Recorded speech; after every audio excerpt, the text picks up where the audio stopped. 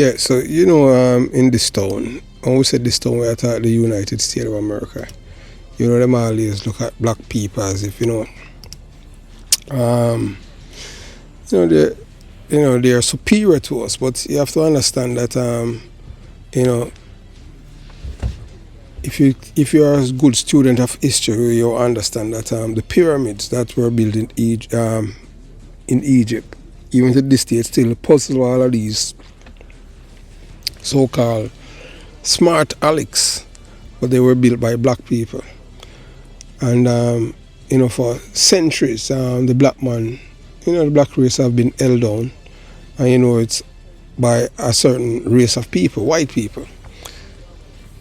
And when you're talking about people who are supposed to be hungry and having a deep-seated hatred towards the next race of people, it's supposed to be black people because of what white people have done to them. But black people are the most forgiving people. And, all black people is just saying, in 2024, just make us live together as one. You're, at the end of the day, it doesn't matter how you think that you are. The thing that makes us equal is life. So, introducing Vice President Kamala Harris' father, Professor Donald Harris, through a rare video footage that highlight the remarkable intellect and achievement of this extraordinary man, hailing from St. Ann, Jamaica, often called the Garden Parish and known as the birthplace of global icons like Marcus Garvey and Bob Marley. So Professor Harris exemplified the greatness that this region of Jamaica is renowned for. St. Ann has produced individuals who have made significant contributions to the world, and Professor Harris is no exception. His story is a testament to the belief in the power of education and the importance of communication and communicating knowledge in a meaningful way. So as we explore this rare footage, it's essential to understand that Professor Donald Harris did not gain international recognition through notoriety or criminal activity. Instead, his fame and respect on the global stage are a result of a lifetime that dedicated to education and academic excellence. His journey from the lush landscape of St. Ann to becoming a professor of economics at Stanford University is a story of ambition, discipline, and deep commitment to using knowledge to better the world. Yeah, so in a world where too many are too quick to idolize those who glorify negative lifestyle, it's time to shift our focus. Black people, Spanish people, instead of looking up to those who are trapped in a cycle of crime and imprisonment, we should celebrate and emulate people like Professor Donald Harris, individuals who use their talents and education to uplift others and make lasting positive changes in the world. Education is a powerful tool that can transform lives, communities, and entire world, and entire nations. Professor Harris' achievements reminds us of the importance of investing in our minds and using our knowledge to benefit others. It's time to turn away from those who glorify destructive path and instead look towards those who, like Professor Harris, are building legacy of positivity, progress, and hope for future generation.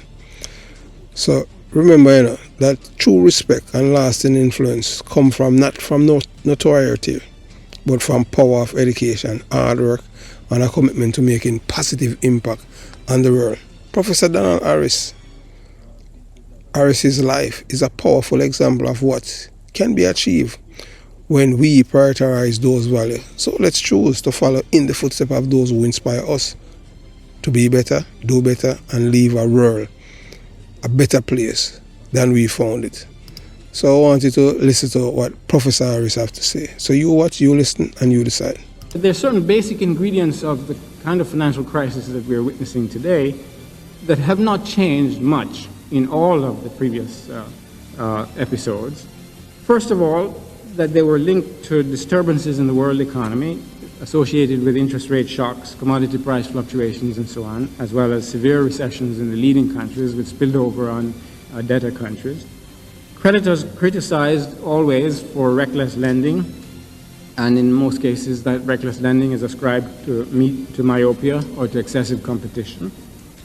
Furthermore, and in my view, a terribly interesting and intriguing point is that there's very little evidence of what's called default penalty in the sense of reduced access to international capital markets for the countries that went into default. Quite often, it's clear, and this is sharply revealed in the evidence of Ike and Green, that defaulting debtors were able to re-enter international capital markets only to default again. Finally, a striking feature of the historical episodes is that capital markets do not repair themselves quickly, nor spontaneously. They typically repair themselves only after a phase of systematic outside intervention by government and international institutions. Now, history in that sense is very revealing, and I think the real problem is to identify to what extent, if in any serious qualitative way, is the current crisis significantly different from the historical episodes that we've witnessed before. I think certainly there are differences, and that those differences are largely associated with the changes that have occurred in the interim, certainly since 1930, in the structure of international lending and in the character of international financial institutions. But it's not clear to me that the formula for resolving these crises has drastically changed, and that, in fact, we will not witness, as we are beginning to see, and this is, in fact, the inference that I draw from what Professor Sachs calls a turnaround in the IMF. The IMF is coming to see, albeit after a 6-year lag, that there's a necessary role in this process for writing off the debt, as is clearly the practice in most banking situations where the rational policy of the bank, when you run into a bad debt, is to write it off.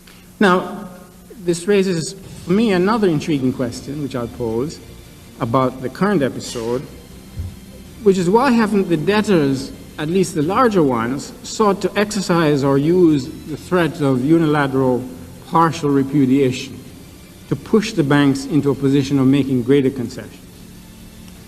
One would have thought, certainly, that from a game theoretic point of view, the larger debtors like Argentina, Brazil, Mexico, and so on would be in an ideal position to do this for principles and reasons that are well known in the financial textbooks, by the way, including a remarkably good paper on this by Gersowitz in 1985, where Gersowitz shows that even in the presence of rising marginal cost of funds, an exposed bank will continue to offer new lending because of the nature of the situation between lender and borrower. But in fact, this has not happened. The banks have not used, the debtor countries have not used what evidently is, from a strategic point of view, a very powerful threat. It is rather the banks themselves who have emerged from the situation, not only with the upper hand in negotiations, but smelling rosier than ever from each debt restructuring agreement, given the amount of commissions that they get on those agreements, and given the fact that they turn out, at least in a short-term sense, to get from those agreements a substantial amount of repayment of interest. And there have been over 90 such agreements, by the way, since 1982, in almost all of which the banks, I would argue, have emerged quite well off. The reason why this has not happened, why the debtor countries have failed to exercise what may be considered to constitute a powerful threat, it has a lot to do with the structure of international financial markets, and in particular with the fact that the big banks are able clearly to organize a kind of coalition that is stronger and more united than any possible coalition that can emerge among the big debtors, as big as they happen to be. Nevertheless, the coalition of the bankers can always, in a sense, outdo them by effectively blocking any strategy of use of this weapon. Secondly, it's clear that the big banks have been aided in this counter strategy by the international lending institutions because of the very point that Professor Sachs pointed out, namely they've insisted on dealing with banks on a case-by-case basis, so that the possibility of collusion dealing with the debtor countries, on a case-by-case basis, so that the possibility of collusion among them is thereby forestalled. Now, This brings me finally then to the question of the role of the banks. And here there's no question but that the banks have played a key role. I think everybody is in reasonable agreement about this. Some commentators go so far as to single out the banks for special criticism as the villains of the piece. For instance, Bernard Lewis, the well-known historian of the Ottoman debt crisis in the 1870s, points out that what remains constant across a century of history is the inexperience of the borrowers and the rapacity of the lenders. In a similar vein, a well-known Harvard economist refers to them as Robin Hoods. I think you will get the pun. It was certainly a well-conceived title and a rather neatly, in my judgment, expressed point of view. This is the title of an article, for those of you who haven't seen it, in the New Republic of March 13, 1989, by Professor Sachs. Now, far be it from me, in the light of this concerted attack on the rapacity of the banks, to come here and appear before you and try to defend the banks. But I would rather like to suggest that this position, the position of attacking the banks for their rapacity, or for being Robin Hoods, as the case may be, is in danger of being terribly misleading and in some respects may be considered to rather badly miss the point. I think the problem really requires more careful scrutiny and analysis, and in the brief time that I have here, I'll try to suggest what my view on the problem is. I want to leave aside, first of all, the question of their greed or their rapacity, because I don't think that that criterion suffices to distinguish them as especially different and unique, certainly not among other operators in the financial system or other corporations for that matter. And banks are, after all, corporations. I think we should never forget that. And that really is my point that I want to emphasize, that banks must be and can be relied upon to do as bankers do, which is to say, to distort a rather well-known phrase of Gertrude Stein, that banks are banks are banks. In particular, they must be expected to, each and every one of them, to maximize the value of their shareholders' equity and to strive to do as best they can within the constraints that they face. And in the general context, which we well know of from the textbooks as well as from the daily press, of an environment in which there is a high degree of risk and uncertainty, problems that are referred to in the literature as lack of deposit insurance, as well as the recurrence of macroeconomic shocks over which the banks themselves as individual agencies have no direct and immediate control. Thirdly, I would like to point out, since in fact it seems to be a matter worth emphasizing, that there is no evidence that the banks acted irrationally from the standpoint of the normal criteria of individual profit maximization. This is certainly the inference that I draw, for instance, from the studies of Shuli Usler and Sebastian Edwards and others, which indicate that the experience level of a borrower contributes significantly to the variation in spreads, and hence that spreads are directly correlated then with the level of experience of borrowers. This seems to me to indicate quite clearly that banks do take into account the track record, so to speak, of performance in judging and evaluating the kinds of projects that are presented to them. If anything, the problem for the banks in this period, it seems to me, was that in moving heavily into the arena of international lending to national governments, they had to face head-on problems that are intrinsic to the area of sovereign debt as such, and for which in fact the individual banks have no individual solution. I would only quickly refer you here, because I don't have time to go into the theoretical literature, to the work of people like Eaton, Gersowitz, Stiglitz, Weiss, and so on, who point out that it's extraordinarily difficult to define, in the context of lending to sovereign borrowers, what one means by an appropriate credit ceiling or the optimal amount of lending.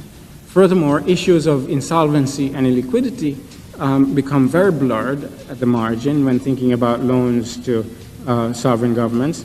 And in fact, some of these authors judge that insolvency and illiquidity is not really an issue in lending to foreign governments.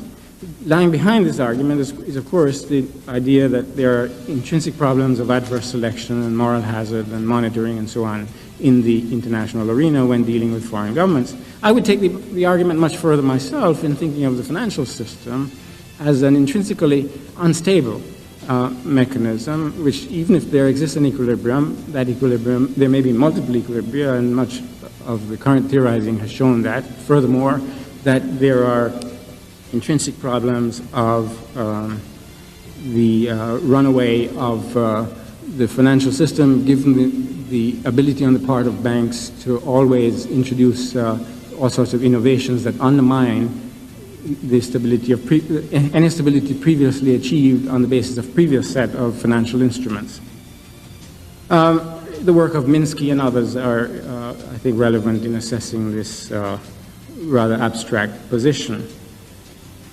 Now, in this light, then, I think we can view the charges that are being leveled against the banks and the view of the banks as being the villains of the piece as really stemming from the view that they overemphasize short-run profit maximization, and secondly, that this may be at the expense of their long-run position. That in a sense, the banks are insisting on their pound of flesh, ignoring that the patient may die in the interim. In other words, to put the issue even more starkly, I think the position of bashing the banks comes from a view that there's a fundamental contradiction between their private individual greed, what I'm calling here short-run profit maximization, and their long-term collective self-interest. And it is only from this position, really, that one can get the policy inference that many of these critics recommend, namely that the banks should cut their losses now by accepting a substantial amount of debt relief or debt reduction, as the case may be, rather than delay and take a bigger loss later on. Hence the emphasis then on the necessity for an immediate sharp cut in the amount of outstanding debt. I think that in the light of the position that I'm presenting here, this recommendation must be seen to be noteworthy for the fact that it comes out on the side of the collective interest of the banks, as distinct from their individual greedy short-run profit maximization interest, and as distinct, therefore, from their short-sightedness in seeking to squeeze as much as they can by insisting on repayment now. Whereas, in other words, the tendency is to view this position as being on the side of the angels, namely the debtor countries. I'm saying that it is really a position that is dramatically geared to optimizing the long-run position of the banks as a group. It is interesting also, I think, that the position of bashing the banks has obviously aroused the deep suspicion and resentment of the banks. In fact, perhaps some of the economists who have taken this position in public and are well known to have taken this position should themselves be wearing in public beards so as to protect themselves with protective coloring from the bankers. Because the bankers have been rather vituperative in expressing their resentment against those who have sought to criticize them in this way. My view is that this position of the banks is not at all surprising, because the banks have proved themselves in this long history of debt crises that I mentioned before, first of all, to be better able to understand their true long-run position than these commentators and critics admit, and secondly, that they're in a better position to maximize their long-run profits than these commentators admit. My interpretation of the strategy of the banks can be put rather straightforwardly.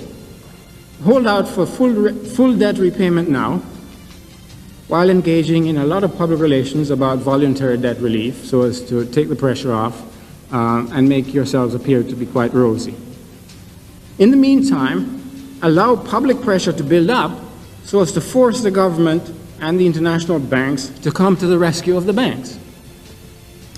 This strategy, I think, has paid off handsomely, and this precisely is how I interpret the Brady Plan, that it comes at a time when enough public pressure has been built up as a result of all the media attention that has been given and all of the resentment that has been aroused to get the government, the federal government, in this case the Treasury Department, to do something about the problem.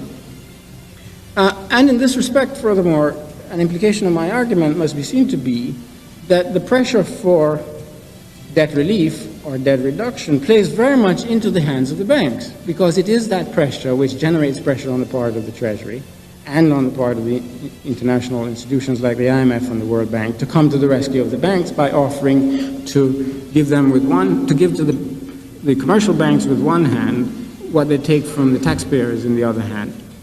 A position which has been well portrayed, I think, by Professor Sachs. And it is in this respect I see the significance of the media attention that I outlined at the outset of my discussion here. The trouble with the emphasis on debt relief and with the focus on debt reduction as a singular issue, so to speak, is twofold. First of all, it says nothing about the conditions under which the debtor countries will emerge from the crisis once it is resolved in this way. In other words, once we have had the debt reduction and the writing off of the debts by whatever technical means I'm not going into at this point, what happens then? I fear that it may very well happen that the debtor countries will emerge in a position of being further and more deeply entrenched in the supervisory and monitoring and disciplining mechanisms that the international banking system has for keeping them in line. And this is clearly what the IMF, for instance, is insisting on. In yesterday's Wall Street Journal, the IMF was described as insisting on the necessity for accompanying any intervention to provide debt relief with measures that systematically require restructuring and structural readjustment in these economies. And I think the IMF's understanding of structural readjustment is unique to the IMF and certainly need not serve the interests of the debtor countries. Secondly, I think that this position is troublesome, the position of focusing on debt relief as a singular aspect of the problem, because it does nothing to address the really crucial long-term problem that the world economy faces in the context of the debt crisis, and a problem which is very sharply revealed by going back into the scrutiny, I think, of the historical analysis that has been done, namely that after all of these major episodes in the past in which there was a substantial debt crisis, the world economy went into a period of sustained recession or stagnation following the resolution of the crisis. Were it not for the systematic intervention of the international lending institutions or of the collective action of various governments. Instructive in this respect, I think, is the recognition that after the crisis in the First World War, in the decade following the First World War, it was the so-called Dawes loan, which really served by providing a massive amount of liquidity in the system to forestall the possibilities of a recession coming from the transfer and reparations payments. Secondly, in the decade after World War II, it was the Marshall Plan that really provided the mechanism to stimulate the recovery of the international system through both trade and investment after the devastating consequences of the 1930s default occurred. What then I'd like to conclude by saying is that we have to think more imaginatively and creatively about the debt situation rather than focusing on these single unilinear views about the situation. We need, first of all, a large-scale stimulus, and that is clearly what I infer from, for instance, the role that the Marshall Plan played in restoring the international trade system and investment after the war. And the large-scale intervention that I'm thinking of here would go beyond debt relief. Debt relief is itself a form of substantial intervention if it is accompanied by a 50% write-off of debt, which essentially acknowledges that there's a 50% free transfer of credit to the debtor countries. So substantial debt reduction would necessarily have to be a part of such a broadly based strategy, but it would have to be accompanied by new loans and grants as well on a much larger scale. It would have to be accompanied by an across-the-board cut in interest rates, as well as by technical assistance programs that would allow a freer transfer of technology to the underdeveloped countries so they can catch up on the substantial technology gap that inhibits their industrialization effort. And finally, it would have to be accompanied as well by the substantial opening up of markets to trade that would allow the debtor countries to realize the possibility of payback through gaining export surpluses. Of course, we know that that essentially means allowing a kind of beggar-thy-neighbor policies on the part of the debtor countries. And that in itself indicates why there's so much resistance to this idea of opening up markets to third world countries. Whatever the case, I think that this kind of broad-based strategy is bound to be far more effective in reversing the devastating slide that Professor Sachs has so dramatically and lucidly portrayed that has occurred in these debtor countries in terms of their living standards, poverty, and the rise in infant mortality and so on. Finally, as a matter of an alternative view of this, I think one has to address systematically the question of the structure of the international financial system itself. And the question that has to be dealt with is what is going to be done to loosen the hold that the system as it is presently constituted, and by that I mean the fact which Professor Sachs indicated, that 9 banks virtually rule the roost, so to speak, and this, by the way, supports the view that Professor Howard Wachtel has also portrayed in his book on the money mandarins, which is a felicitous expression for these 9 banks plus the euro-dollar market. This issue of the structure of the financial system has not really been posed adequately, I think, in this discussion. And in fact, insofar as the position of knocking the banks borders on a purely moralistic argument about bank greed, it really misses the point that banks exist in a structure in which they have to function, they have to survive and grow. And their actions must then be interpreted as reasonably rational policies adopted in order to survive and grow in that structure. So the issue then becomes, what is the nature of the structure and how can it be changed and altered in order to accommodate the needs of third world countries? I'll pause at that point and allow for discussions.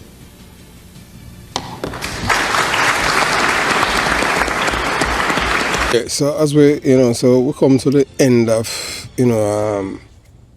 Professor Harris, Donald Harris, delivering his presentation.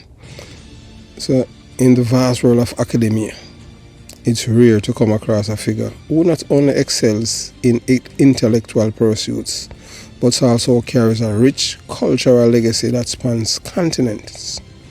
Such a figure is Professor Donald J. Harris, the father of U.S. Vice President Kamala Harris. His rare appearance on video showcasing his intellectual prowess as a professor of economics at Stanford University is more than just an academic lecture. It's a window into the mind of a man who has profoundly influenced one of the most powerful women in the world. Professor Donald J. Harris' journey from the small parish of St. Ann, Jamaica, to the hallowed halls of Stanford University is a story of ambition, resilience, and unwavering commitment to education. At the time when the world is more interconnected than ever, his life and work offer valuable insights into the complex interplay between economics, politics, and social justice.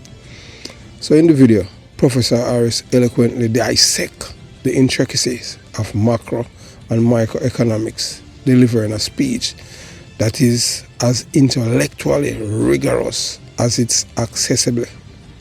His analysis of global economic issues is not just a theoretical exercise, but a reflection of his deep understanding of the real-world implications of economic policies on the lives of ordinary people. This man has spent his life, not just studying economics, but also understanding how it shapes the lives of the poor and the marginalized around the world.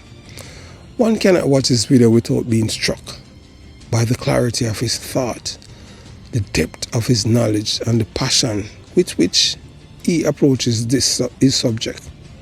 His rare public appearance offers a glimpse into the mind of a scholar who has spent decades grappling with some of the most challenging economic issues of our time. But it is also a reminder of the values that have shaped his life. Values that have surpassed on to his daughter, Kamala Harris. It is important to recognize that Kamala Harris's rise to the position of Vice President of the United States of America is not just a personal achievement, but also a testament to the influence of her father. Donald J. Harris' commitment to education, his belief in the power of knowledge, and his deep connection to his Jamaican roots have all played a role in shaping Kamala Harris into the leader she is today. So you see, when I tell the people them now, the youth them are the people them from our community where we were born. Yeah man, we are talk about Jonestown, yeah. We are talk about Jonestown, Concrete Jungle, Waterford, and the other and Facey, all of the places them where we live and all them things there. We attend St. Mary's College, that's one of the best schools. Butch Stewart is a alumni, yes. So what we keep telling you, because we could have been sidetracked too, as others, only two of us from my age group is left. Everyone else is in the cemetery, 6 feet under, 6 feet 6 under. So that's why we tell the people them, so education, read. That's the reason why Kamala Harris have reached about to be the most powerful person in the world, a woman of Jamaican heritage, ancestry. Her father Jamaican. She didn't reach it because bad nobody and she said, boy, our father shot her and this and that. That no work. All of these things that they impart into you people in our communities all about destruction and keep them in a power. Like Mark, Baby Trump, Golden. They don't care about you, all them care about is power. Or for going and rob from the people's coffer. They don't care about none of you. I tell you that all them care about are only you killing each other. Just like what is happening right now with Rick Dick and the others them where them are him and him friend them where war after them were all of them were friends. And now them are kill off each other. Them are kill people. And both men are in the United States of America. But we touch that some other time. We deal with that. Yeah, so as you have seen, Donald Harris' intellectual rigor and commitment to social justice are reflected in her approach to governance, her advocacy for the marginalized, and her unyielding pursuit of equality. So in conclusion, Professor Donald J. Harris' rare video appearance is more than just an academic lecture. It's a powerful reminder of the enduring impact of education and the profound influence that parent can have on a child's life. As we witness Kamala Harris navigating the complex world of American politics, it's worth remembering the intellectual and cultural legacy that she carries with her, a legacy that is deeply rooted in her father's life and work. Professor Harris's intellect, his passion for justice, and his dedication to education continue to resonate, not just in the halls of Stanford, but in the action and decision of Vice President of the United States of America, Kamala Harris. His story is a testament to the power of knowledge, the importance of heritage, and the enduring influence of a father's love and guidance. So if you have your daughter and your son and them not listening to you, they're a problem, because you as a parent, you're imparting things to them that you know what best, because you have been in this world for some time and you must know, because that's why you're your father. So knowledge is power. I hope you enjoy watching this series, of Kamala Harris and her father. You know that her father is from Senton. Senton is one of the parish that produce some of the greatest Jamaicans. So have yourself a beautiful day. Jamaica.